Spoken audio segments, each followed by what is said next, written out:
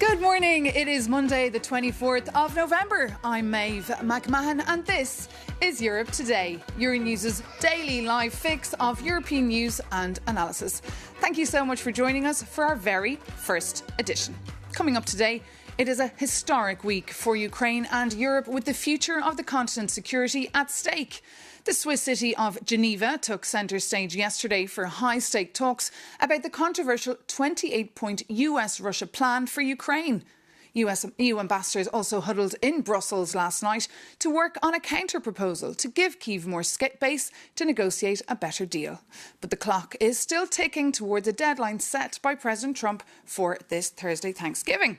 To get up to speed, let's bring in now Euronews' EU editor, Maria Tadeo. Maria, good morning. Good morning. Look, we're hearing there was progress in Geneva and that deadline could be flexible, but what's your take on the Geneva talks? Well, absolutely. And Maeve, this was certainly the most intense diplomatic effort since the war started. Of course, we had seen in the days prior the U.S. administration really ramping up the pressure on Ukraine, repeating this deadline on Thursday, Thanksgiving Day. And of course, President Trump also tweeting the Ukrainians, they are simply not grateful. But on Sunday in Geneva, we did see Marco Rubio, the top U.S. diplomat, take down some of that temperature, saying there is work that is going through and work is being done. Let's take a look.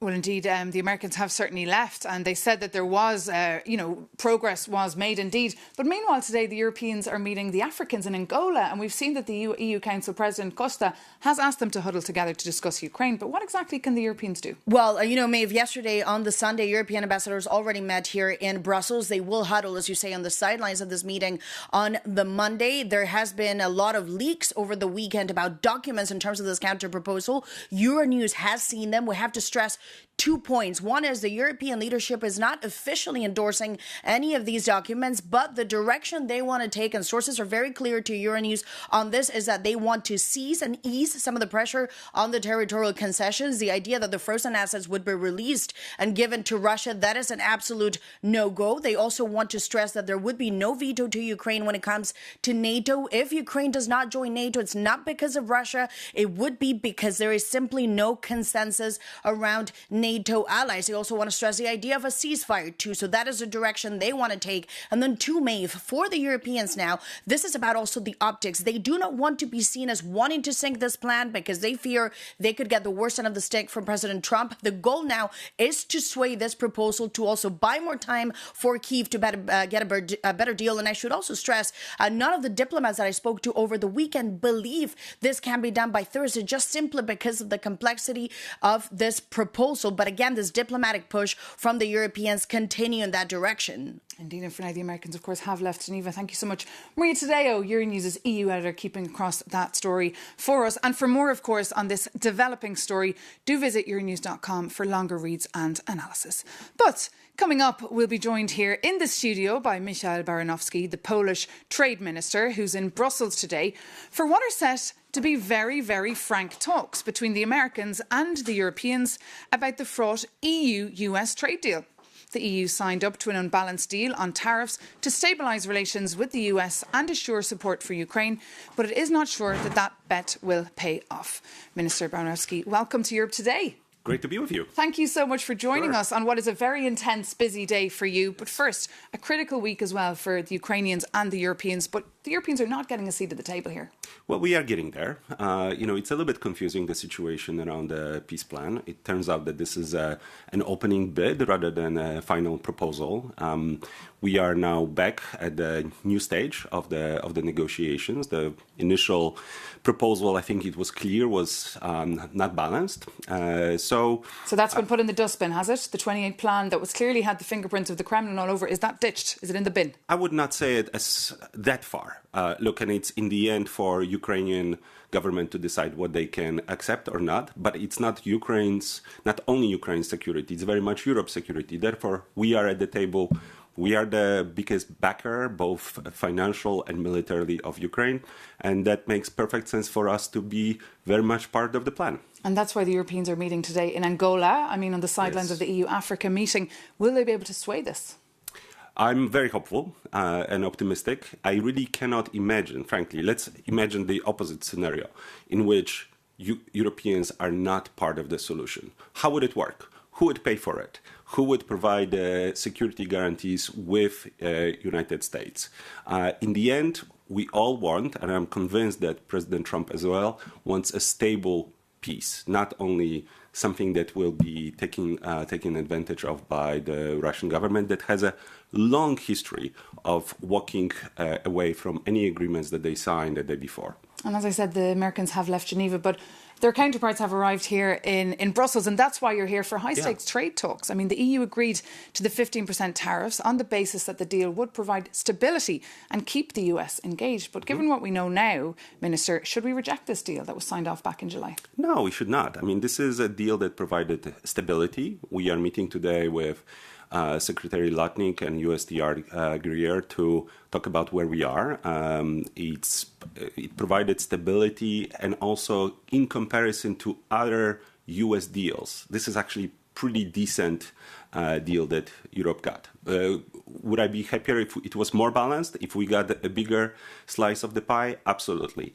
But I think we'll be looking at both what has been signed and the bigger strategic picture, because also what has happened is we have seen, for example, China putting a dependency on rare metals right on the table as a big gun, both against the US and against Europe. And today's all about the nitty-gritty. I mean, what kind of exemptions will you be trying to get today? It's not only about the nitty-gritty. The nitty-gritty is, to a large extent, done by the Commission that put forward an action plan. I could go into the details, but I think those might be a little bit too detailed. I think today we are aiming to get a big picture with Lutnick and Greer that we are moving in the right direction, both on our part, but also on their part. There is, for example, steel tariffs that are still to be fully taken care of. But I suspect that we'll be talking not only about the bilateral aspect, but also about overproduction coming from third countries, so to say. And tech, of course, is coming into these trade talks as well. I mean, is the US trying to push you to change your digital rules and legislation? I would be surprised if digital rules were not voiced by the Americans. It would be out of character. Europe is very clear that we are providing a stable base for everyone to engage also in services, in digital services, but we are not going to walk away from our sovereign regulations. So we can talk about the impact on our businesses, on American businesses, but that's one of the red lines that I don't think we'll all of a sudden say, okay, forget about the digital regulations. We'll just do what you tell us. It's a red line. And just to go back to Ukraine and the reconstruction, who should pay when it comes to its frozen Russian assets, that was the main tool the Europeans had on the table, but it seems to be scuppered now. I don't think it's done. Look, it is, as you say, one of the key questions. Russia, it's clear who has to pay at the end. It is Russia. Russia is the aggressor. We happen, as Europe, to have the frozen assets that can be used through a loan to finance Ukraine over the next 2 years to the tune of 140 billion. And I don't think this is gone. We do need to make sure that that tool is preserved in our pocket. OK, we'll keep an eye on that. Thank you so much, Minister, for being with us, and best of luck for your busy day. Now, as I said, another major point on the minds of Europeans is, of course, the plan to use Russian frozen assets to fund the reconstruction of Ukraine. But President Trump's plans throws the reparations loan for the country into disarray, as Jakub Janis reports.